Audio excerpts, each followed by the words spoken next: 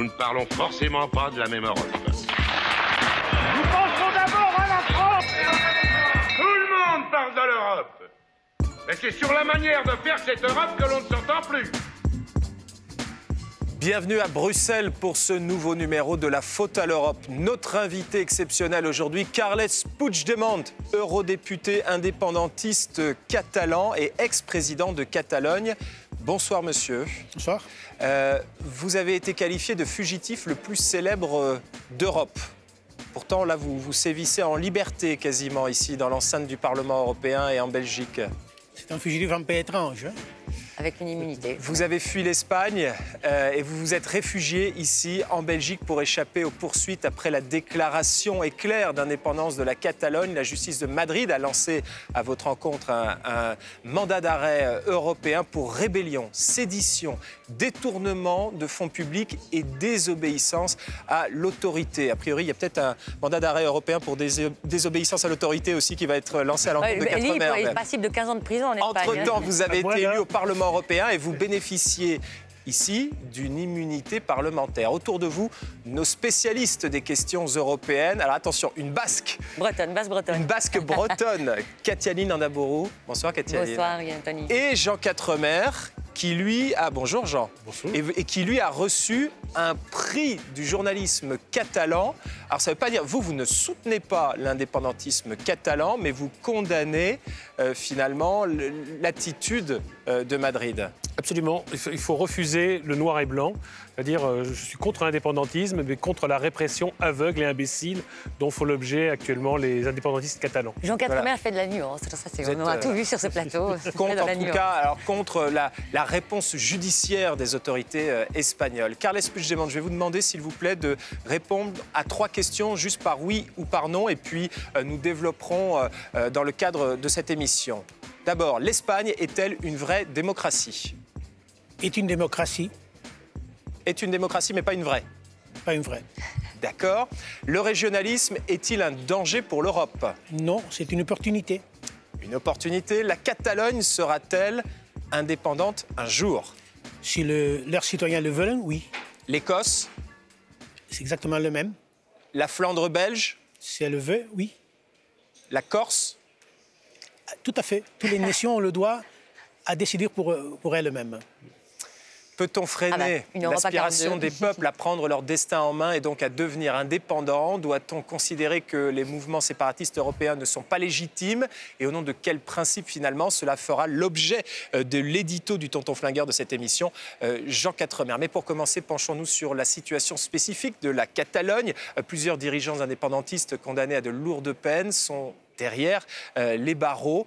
D'autres se sont vus retirer leur mandat d'élu régional ou européen. Vous-même, Carles Puigdemont, vous pouvez siéger ici au Parlement européen depuis quelques semaines uniquement parce que la justice européenne, la Cour de Luxembourg, a imposé aux institutions européennes et à l'Union européenne de reconnaître votre élection. Est-ce que l'Espagne, maintenant on peut élaborer, est un État de droit digne de ce nom ? Écoutez, quand un État comme l'Espagne doit démarrer une campagne de propagande internationale officielle, payée de fonds publics, disant que l'Espagne c'est une vraie démocratie, peut-être est-ce qu'il y a un problème sur ce sujet. Et c'est évidemment qu'il y a une constitution démocratique, il y a des institutions démocratiques, ça c'est vrai. Mais par contre, il y a beaucoup d'attitudes, de décisions qui sont hors les cadres de l'état de droit. Et concernant justement mon cas, ça c'est l'exemple le plus clair.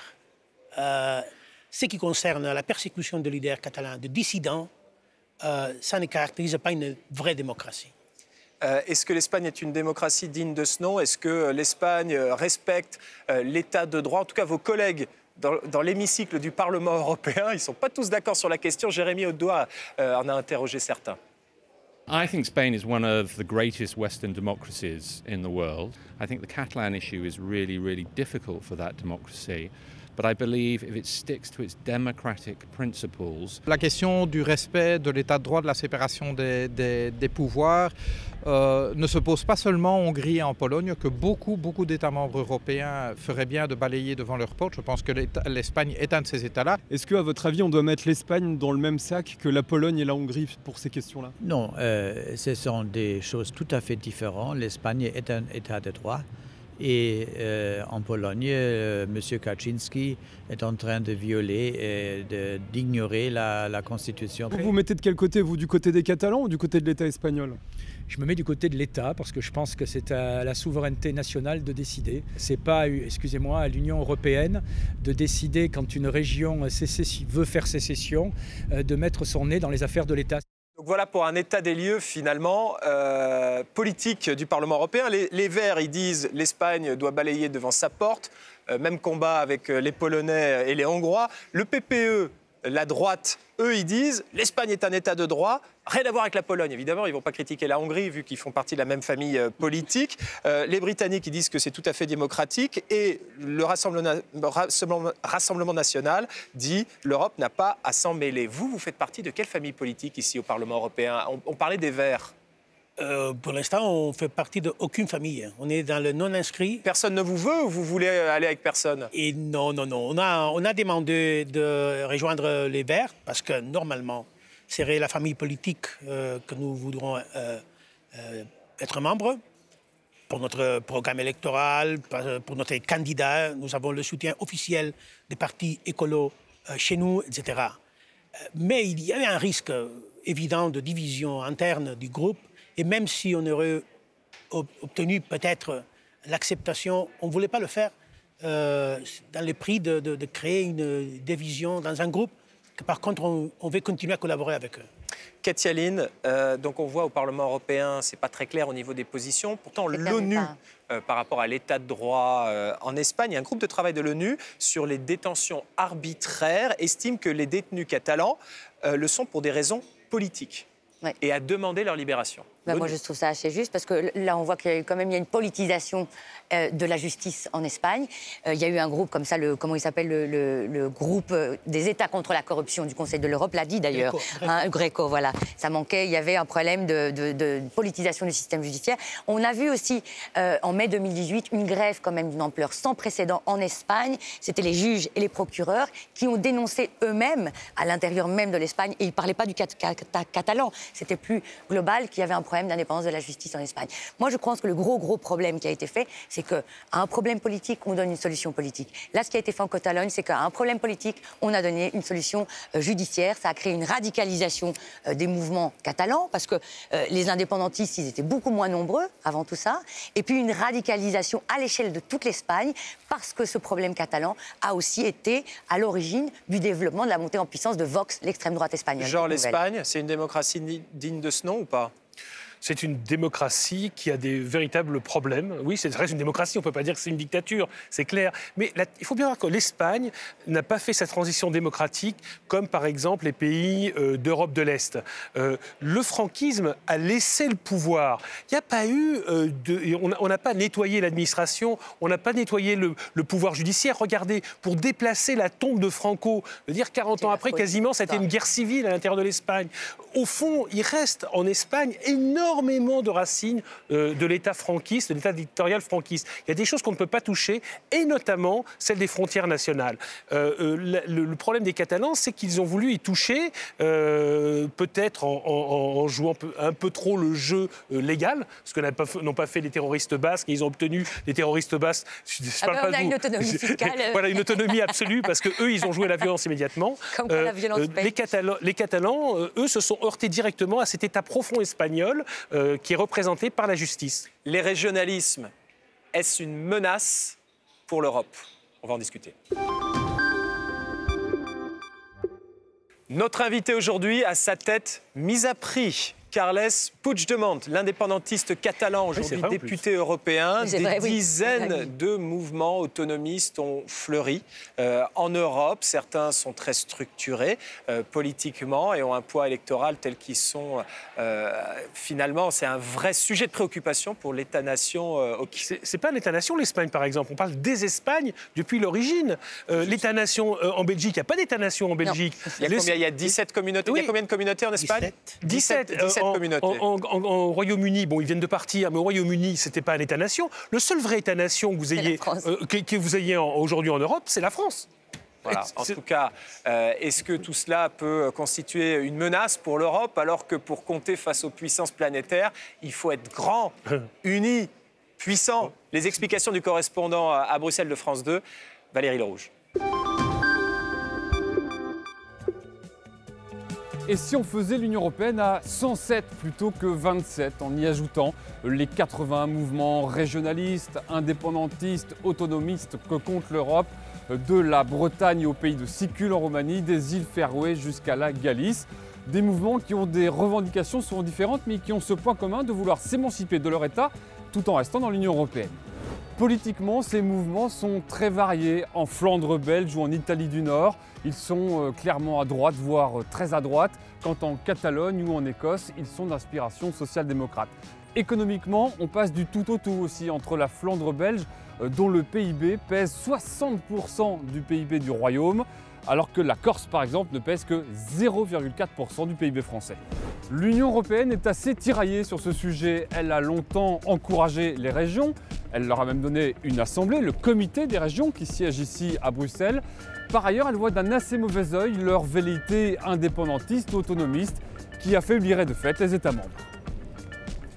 Merci Valérie Lerouge. C'est intéressant ça de voir finalement ces régions indépendantistes qui ont un poids économique important. Plusieurs de ces régions ont une population et un poids économique supérieur même à certains États membres actuels de l'Union européenne. On pense donc à la Catalogne, on pense à l'Écosse, on pense à la Flandre belge, la Catalogne qui a un PIB supérieur à l'Irlande, à la Grèce ou au Portugal.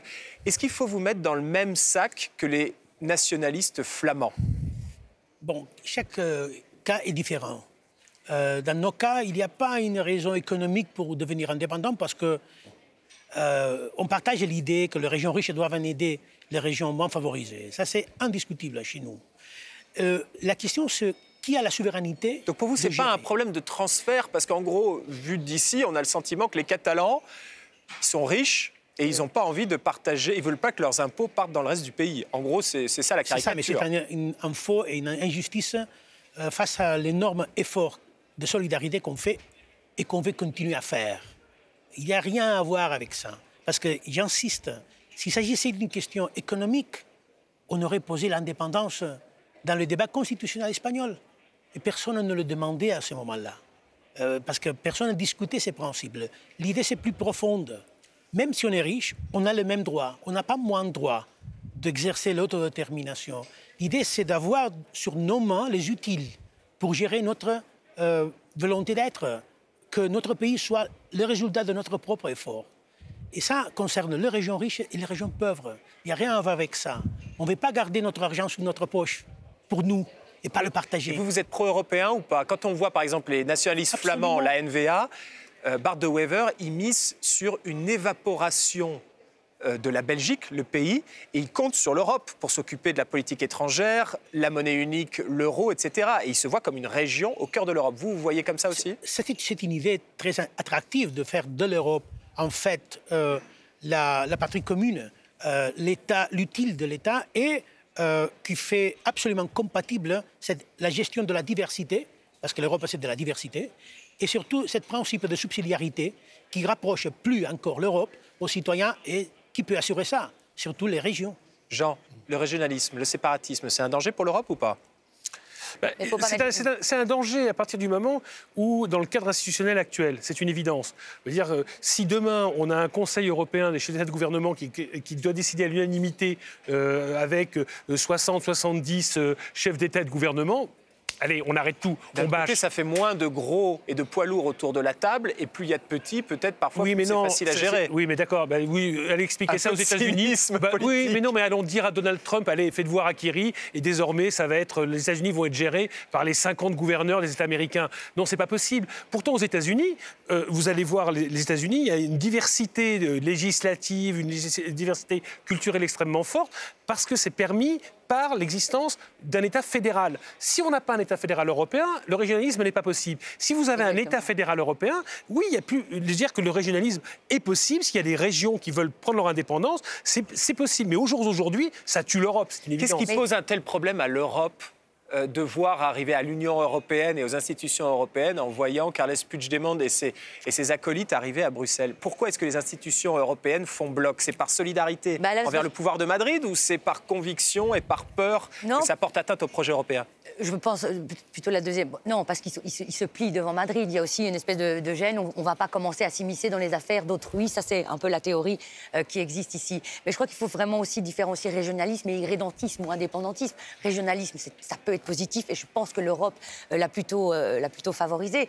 Le régionalisme, et en plus, ça répond aux attentes des citoyens, aux attentes du moment. C'est la démocratie participative, les circuits courts, un rempart contre la globalisation. Mais au niveau européen, ça peut renforcer la fragmentation de l'Union européenne. Au moment où on dit mettez-vous tous ensemble parce que pour peser, alors là on a plein de petits mouvements et c'est assez compliqué. Et moi ce qui me fait peur au-delà de cette fragmentation, c'est aussi cette espèce d'expression des égoïsmes territoriaux, comme l'a montré un peu Valérie Lerouge. Vous vous dites que c'est pas le cas de la Catalogne, très bien, mais quand on regarde l'Italie, la Ligue du Nord, quand on regarde le mouvement flamand, c'est vraiment on en a marre de payer pour les autres. Et qu'est-ce que ça va faire? Eh ben ça ne va que renforcer, s'ils partent et si ça indépendantiste, ça ne va ne faire que renforcer les inégalités. L'Andalousie sera plus pauvre, l'Irlande du Nord plus pauvre. Comparer de phénomène régional, le même qu'on ne peut pas comparer les États parce que chaque cas est différent. Ce qui compte pour nous, c'est que la façon la plus utile de contribuer à la projet européen, c'est de renforcer les liens entre l'idée de l'Europe et les citoyens. L'indépendance des peuples, est-ce un mouvement que personne ne peut ni ne pourra freiner? Si l'Écosse ou la Flandre belge deviennent indépendantes, qui pourra empêcher la Catalogne de suivre le mouvement? Face à la fermeté des dirigeants européens qui ne veulent surtout pas donner un quelconque espoir à ces mouvements séparatistes, les peuples concernés peuvent-ils entendre raison et limiter leurs revendications? Jean, je vous en prie, vous qui avez donc reçu un prix du journalisme catalan, européen, sans pour autant soutenir la cause catalane. Je vous en prie, c'est l'heure de votre édito. Voici l'édito du tonton flingueur de la faute à l'Europe, Jean Quatremer. Moi, quand on m'en fait trop, je correctionne plus. Je dynamite, je disperse, je ventile. Face à la montée des revendications régionalistes en Europe, l'Union a adopté l'une de ses positions favorites, celle de l'autruche, la tête bien enfoncée dans le sable. Et tout le monde sait que refuser de voir un problème ne permet nullement de le résoudre. La doctrine appliquée par l'Union a l'apparence de la simplicité. Les frontières nationales sont des affaires intérieures qui ne sont pas de sa compétence. Si un État, comme dans le cas de l'Écosse, accepte un référendum d'autodétermination, grand bien lui fasse. Si l'État refuse un tel référendum, tant pis pour les régionalistes. Et si une région gagne son indépendance, elle sera traitée comme un État tiers et devra négocier son adhésion à l'Union. Mais est-ce si simple? Car ce distinguo entre affaires intérieures et affaires européennes ne repose pas sur grand-chose. Pourquoi, par exemple, s'occuper des réformes de la justice en Pologne ou en Hongrie et pas de la façon dont l'Espagne traite ses minorités nationales? Pourquoi le fonctionnement de la justice est un sujet pour les pays de l'Est, jamais pour les pays de l'Ouest? Autrement dit, n'y a-t-il pas deux poids, deux mesures au sein de l'Union? Surtout, les États européens ne sont pas vraiment cohérents en matière de droit des peuples à disposer d'eux-mêmes. On l'a vu lors de l'éclatement de l'ex-Yougoslavie, certains pays européens s'étant empressés de ratifier des coups de force à la légitimité tout aussi douteuse que le référendum catalan. Ce n'est pas un hasard si l'Espagne, voyant poindre le problème catalan, n'a jamais reconnu l'indépendance du Kosovo. Mais le meilleur est à venir. Si demain l'Écosse déclare unilatéralement son indépendance, Londres n'étant pas favorable à un second référendum, que fera l'Union? Résistera-t-elle à l'envie de faire la nique à Boris Johnson en l'admettant parmi les siens? Excellente question de Jean Quatremer. Une fois n'est pas coutume, merci Jean. Carles Puigdemont, est-ce que vous pensez que votre salut viendra d'Écosse? Est-ce que vous pensez que c'est l'Écosse qui pourrait provoquer un effet domino? Et parce que l'Écosse, finalement, aura une bonne raison de revendiquer son indépendance, étant donné que le Royaume-Uni ne fait plus partie de l'Union européenne, eux veulent faire partie de l'Union européenne, donc s'ils vont dire à Bruxelles, nous on veut faire partie de l'Union européenne, bien évidemment, ça sera un précédent très intéressant de connaître, parce qu'on a commencé déjà à voir un changement de la narrative concernant ces procès d'indépendance de l'Écosse. Je crois que c'était Daniel Tusk qui dernièrement a dit que on exprime une empathie vers Donald Tusk, le président sortant du Conseil européen, et maintenant il est à la tête du PPE, la famille. Il a dit qu'il ressentait empathie pour le procès d'indépendance de l'Écosse. Bienvenue. Il s'agit de ça. Et donc le procès écossais, pourquoi nous inspire? Pour des raisons. La première, bien évidemment, parce que c'est un projet européen que personne n'ose discuter déjà. Deuxièmement, parce que le procès s'est fait de façon démocratique, accordée, pacifique. Ça, c'est la voie idéale de la résolution des conflits. Lorsqu'on doit démarrer une table de pacification, de paix, un procès de paix, est-ce qu'on arrive tard? Il doit aborder avant un procès de dialogue et de négociation, justement pour empêcher d'arriver finalement à un processus de paix. Parce que ça, c'est l'échec. Parce que ça veut dire qu'il y a eu de la violence. Donc la façon de résoudre, c'est le dialogue, la démocratie, la voix du genre, et finalement l'acceptation de la réalité, la réelle politique. Et non, à propos de dialogue, parce que est-ce que la solution, donc vous dites par exemple pour la Catalogne, on dit que la solution, c'est évidemment, ça passe par la négociation politique, mais est-ce qu'il n'y aurait pas aussi un nécessaire dialogue intra-catalan à organiser? Parce qu'il y a quand même pas mal de Catalans qui n'étaient pas, ou qui ne sont pas pour l'indépendance, et qui se sont quand même sentis lésés dans toute cette histoire, mis un peu au banc. Moi, j'en connais pas mal des Catalans qui finissent par, ça finit en pugilat les dîners, parce que, non, mais c'était pas le cas avant. Donc ce dialogue, est-ce que vous seriez prêt à l'instaurer en Catalogne aussi? En tout cas, la société catalane est capable de dialoguer, elle le fait de façon permanente parce que cette question se débat dans tous les processus électoraux sont fixés sur ce sujet. Il y a un pas mal degré de convivialité en Catalogne, malgré que, bien évidemment, c'est un sujet important. Et comme tel sujet important, comme le Brexit, l'immigration, ça provoque des débats. Mais la façon de résoudre ça, de connaître combien de Catalans sont pour ou contre l'indépendance, c'est de le demander. De le demander, poser les questions et d'accepter les résultats. On a demandé aux Britanniques s'ils voulaient sortir de l'Union européenne. Oui. Vous êtes favorable au Brexit ou pas? Vous trouvez que c'est une bonne chose ou c'est une erreur historique? Je dis déjà à plusieurs reprises que c'est une erreur. Je ne suis pas d'accord au résultat, mais je suis d'accord à respecter les résultats. Je ne suis pas d'accord avec le Brexit, parce qu'on y va perdre beaucoup à ça. Et vous n'avez pas le sentiment que la Catalogne perdrait beaucoup en quittant l'Espagne?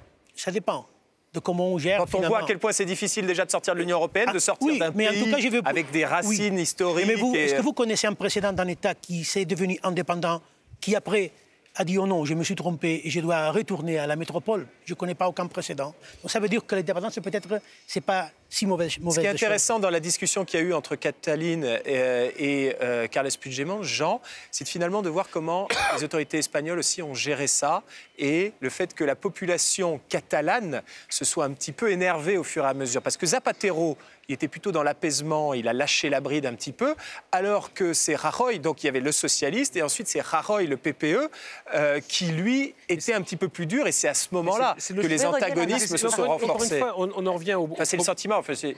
On en revient à la première partie de l'émission, en fait. C'est que c'est le traitement judiciaire d'une affaire politique.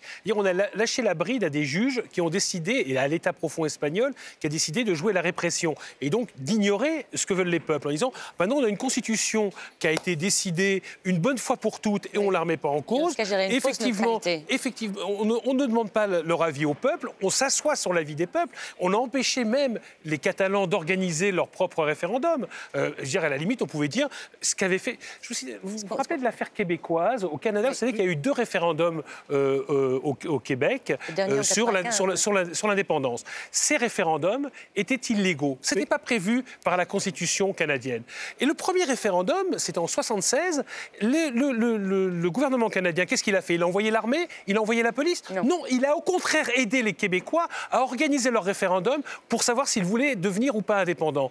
Et les Québécois, d'ailleurs, répondu non. Ça s'est arrêté là. Ils les a endormis, c'est ça que vous dites? Alors que s'ils avaient interdit, ça aurait créé sans doute des tensions. Absolument.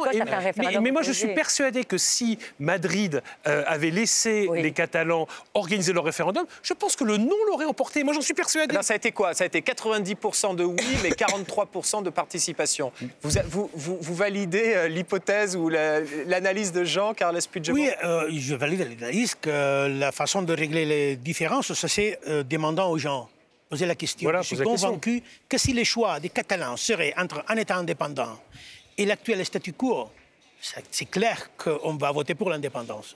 Mais l'autonomie améliorée et l'indépendance, ça c'est autre chose encore. Le cas de l'Écosse, ça a été ça. M. Cameron a offert la Devolution Max. Et il a gagné. Mais ce n'était pas le statu quo prévoit.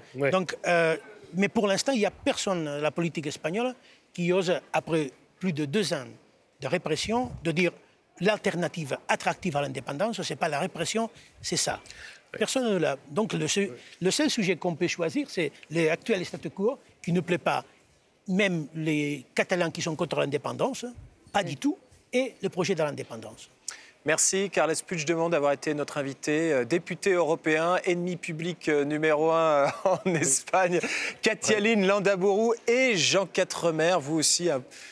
ennemi public. Ennemi public, numéro 2 et 3. Voilà. Merci à Hugues Baudouin, Alexandre Rougier, Hélène Leroux et aux équipes du Parlement européen. On se retrouve la semaine prochaine pour un nouveau numéro de La Faute à l'Europe. Et comme dit Jean Gabin dans Le Président... Nous ne parlons forcément pas de la même Europe.